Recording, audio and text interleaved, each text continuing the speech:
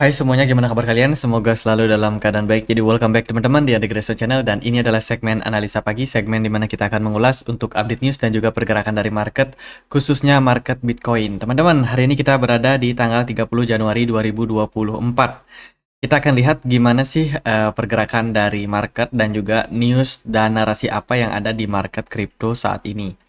Teman-teman, pembahasan kita mulai dulu dari kalender ekonomi. Kalender ekonomi hari ini ada beberapa sentimen yang mungkin memberikan impact. Salah satunya adalah data soal gross domestic product dari Uni Eropa. Ini adalah indikator pertumbuhan ekonomi untuk Eropa, teman-teman.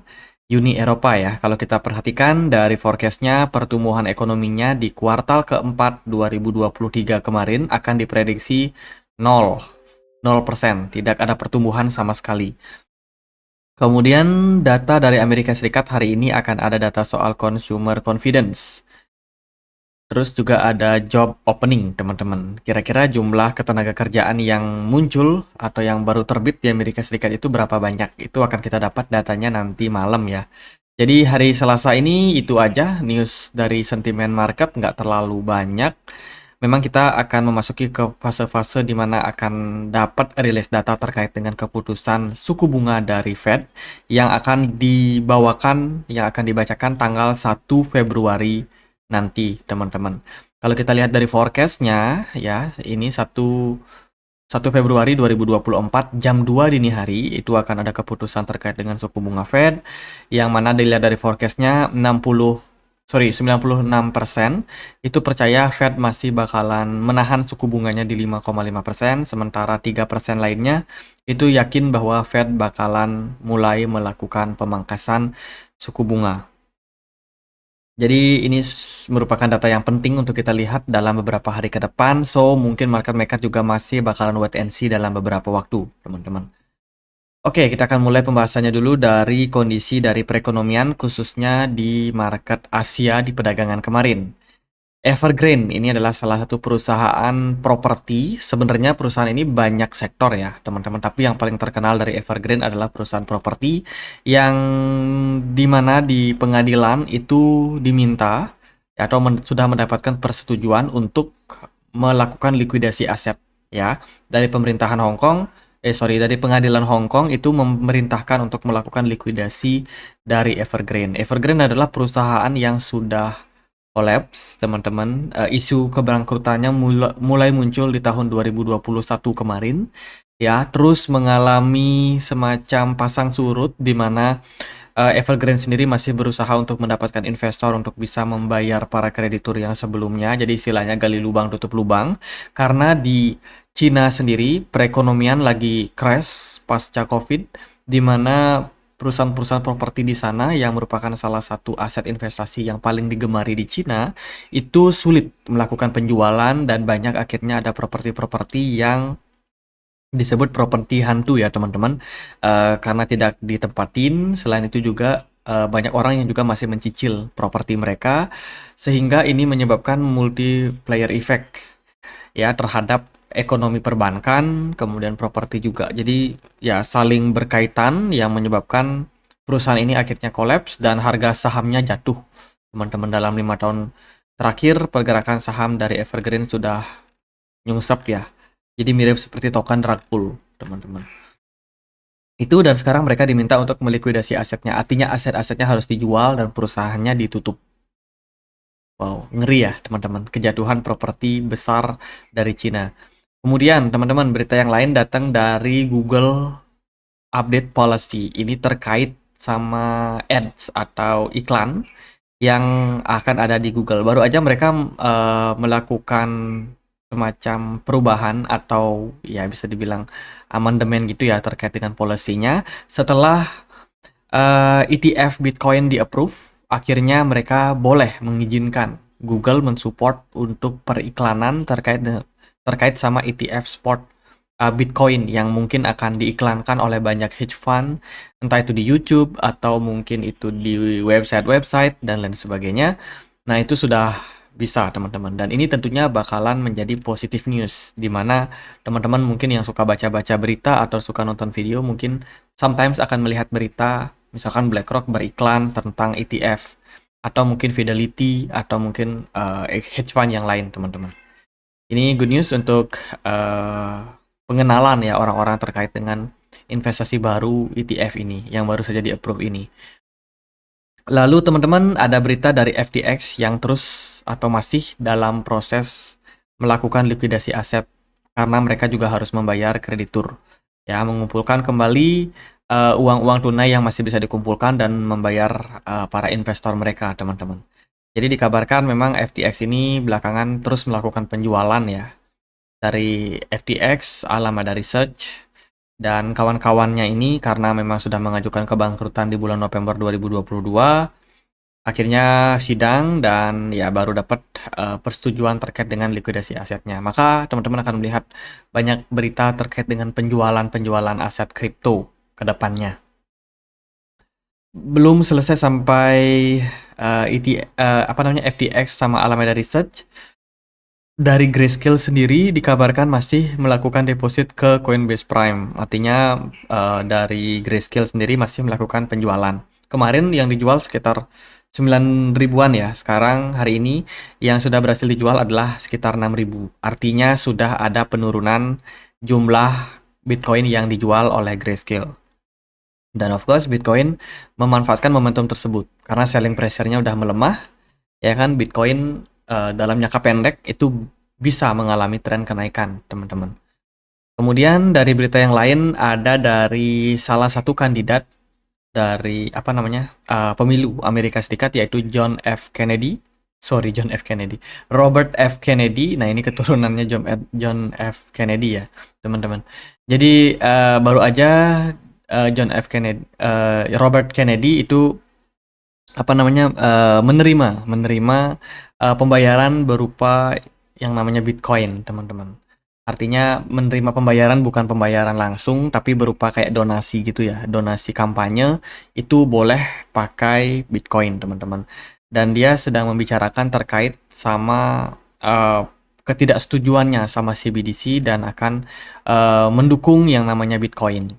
Wah, ini menarik ya, dimana di saat-saat orang lagi perlu suara dalam pemilu, ada beberapa tokoh yang mungkin akan menjadi calon presiden Amerika Serikat ke depannya yang mensupport Bitcoin. Tentunya ini akan jadi sebuah sentimen-sentimen yang bakalan menarik, teman-teman, terkait sama komunitas di market kripto.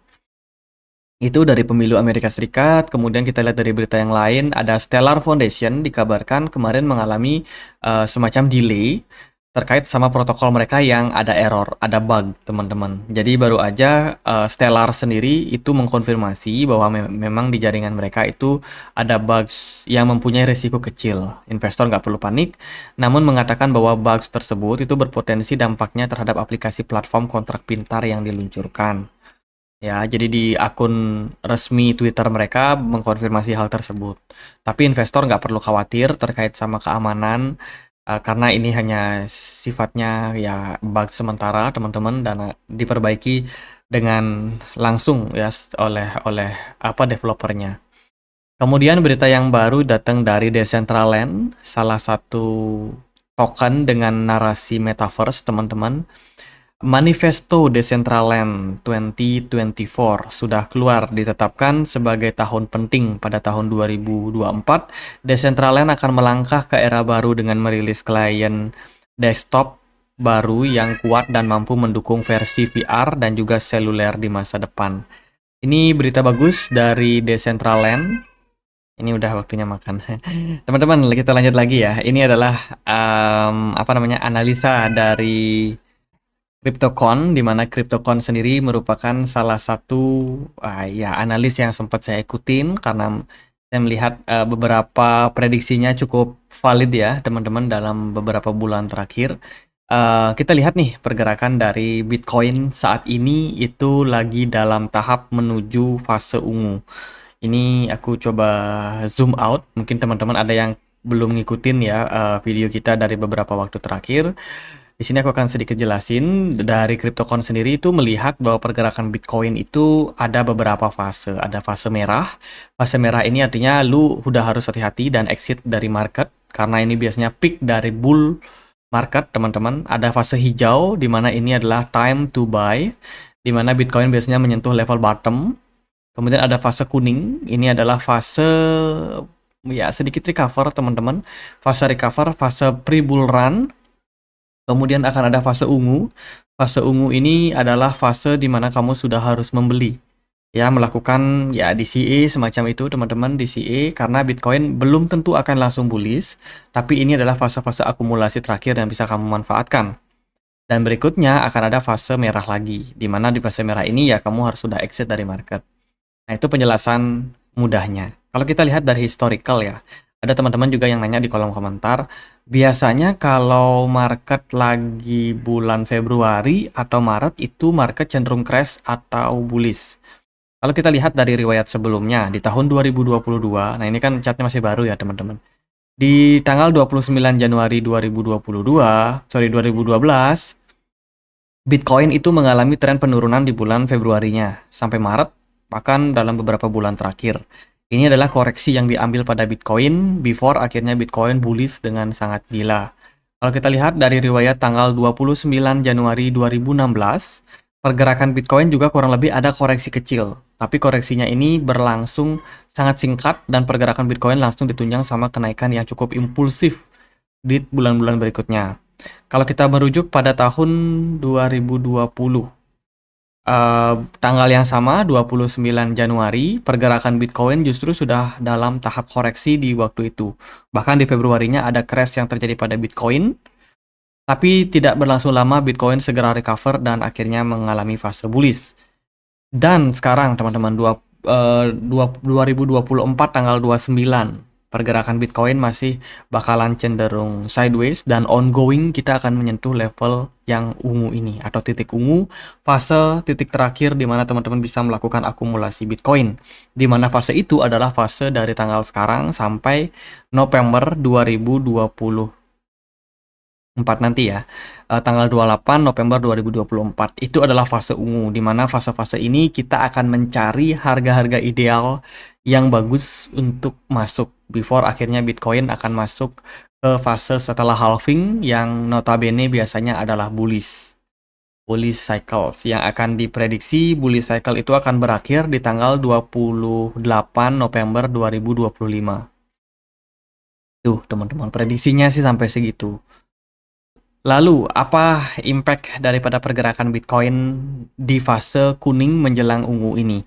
Kalau kita melihat dari riwayat-riwayat sebelumnya, ini adalah fase yang paling krusial. Fase ini biasanya selalu diikuti sama pergerakan Bitcoin yang cenderung volatile. Ya, Bitcoin tidak selalu bullish di fase ini, tapi akan ada potensi beberapa crash.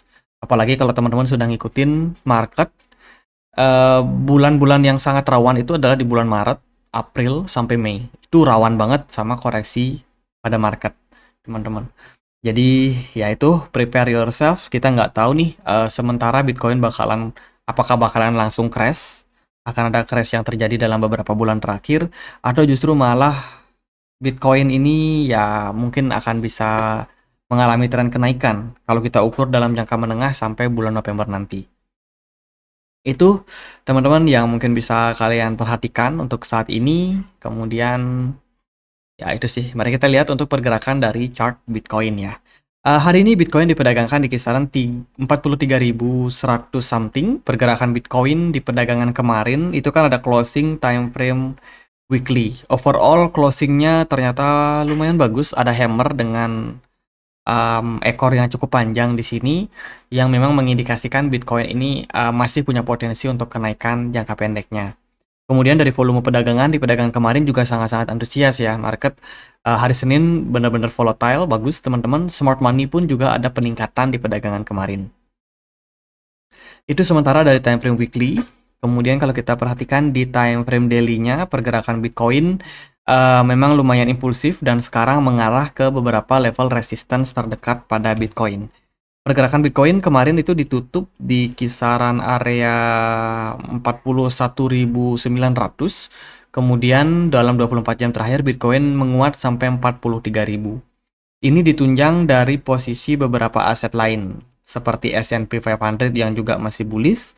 Gold kemarin juga menguat 0,69%, di XY sideways aja ya, nggak kemana-mana. Jadi itu teman-teman, kemarin Bitcoin udah dipump dari market Asia sampai market Amerika. Ini mungkin bisa dibilang menjadi salah satu sentimen bagus dalam jangka waktu pendek. Ya, jadi kalau kita perhatikan itu untuk saat ini beberapa area bisa teman-teman perhatikan sebagai resistance terdekat untuk Bitcoin. Kalau aku pribadi pakai Fibonacci retracement, tarik dari swing high sampai swing low di wave A ini, maka kita akan mendapatkan potensial fase koreksi di Fibo 50%. Fibo 50%-nya sebagai resistance itu ada di kisaran level 43.600. Yang kedua, resistance-nya ada di Fibo 61,8, yaitu di kisaran 44.900. Artinya, let's say kalau Bitcoin berhasil tembus dan melampaui area 43.600, maka possible dia bisa naik ke sekitaran area 45.000. Itu untuk jangka pendek pada Bitcoin. Again, tetap kalau dari saya sendiri masih pengen melihat nih beberapa indikasi pergerakan dari Bitcoin. Apalagi kan kita menjelang yang namanya keputusan dari suku bunga Fed. Saya rasa semuanya masih bisa terjadi, apapun itu potensialnya.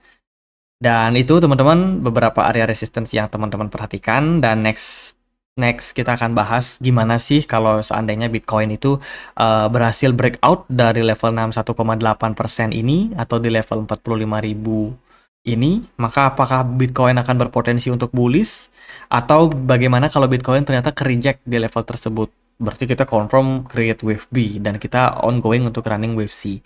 Sementara sih menurut saya itu market masih cukup volatile. Jadi keputusan suku bunga The Fed narasinya ya itu bakalan memberikan impact terhadap market sih. Kalau dari time frame 4 jam, pergerakan Bitcoin kemarin itu ditunjang sama smart money yang mulai aktif. Jadi bener-bener hari Senin itu hari yang sangat-sangat volatile, di mana weekend biasanya memang market pada libur ya teman-teman, smart money nggak muncul. Di hari Senin smart money-nya mulai banyak, mulai aktif lagi berdagang di market teman-teman.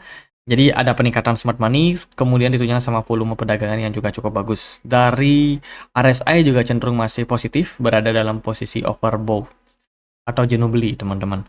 Kemudian dari time frame 1 jam, ini jangka pendek ya buat teman-teman yang mungkin trading, Bitcoin masih koreksi sedikit sih teman-teman, belum ada indikasi pembalikan arah dalam jangka pendek pada Bitcoin. Jadi kemungkinan hari ini masih bisa positif, teman-teman. Kita akan lihat kira-kira level berapa yang bakalan menahan Bitcoin. Apakah dia akan ketahan di level Fibo 50 atau dia ketahan di level Fibo 61,8 untuk Bitcoin ke depannya. Smart money masih cukup oke di market. Itu sih untuk jangka pendek, saya rasa Bitcoin juga masih akan bagus teman-teman. Jadi ya itu kita masih menunggu terkait sama keputusan dari suku bunga The Fed dalam 2 hari ke depan ya, 2 hari ke depan. Oke, itu aja. Semoga video kali ini bisa bermanfaat. Teman-teman ingat Februari belum tentu Bitcoin korektif. Karena dari beberapa skenario kita melihat pergerakan di Februari bisa naik, bisa juga koreksi teman-teman. Kemudian di bulan Maret sih itu rawan ya, kalau kita perhatikan dari monthly return. Ini buat teman-teman yang suka research, monthly return Bitcoin. Nah, teman-teman bisa lihat di sini sih, untuk masuk ke bagian gambar. Ini gambar. Nah, teman-teman bisa lihat yang kayak gini ya teman-teman. Di sini banyak kok ada riwayatnya di bulan Februari itu ada yang hijau, ada yang merah. Tapi di bulan Maret teman-teman udah harus hati-hati karena ini bulannya krusial banget teman-teman, bulan Maret itu. Terus kalau di April overall ya mix lah, hijau merah. Mei Juni itu positif. Kemudian Juli, Agustus, September pokoknya yang berber itu biasanya rawan juga teman-teman. Jadi itu kalau kita lihat dari beberapa riwayat dari monthly return pada Bitcoin. Jadi semoga terjawab bulan Februari data cukup mix tapi overall hijau, cuman yang harus diperhatikan di bulan Maret. Oke, gitu aja update kali ini, semoga bisa bermanfaat. Dan bila mana teman-teman ada pertanyaan lain, ada komentar lain buat dibahas, bisa banget tulis di kolom komentar channel YouTube ini. Kita juga punya komunitas diskusi di Telegram, teman-teman. Jadi ya buat teman-teman yang mungkin mau join, linknya ada di kolom deskripsi untuk video ini. Gitu aja, akhir kata saya Andri, makasih.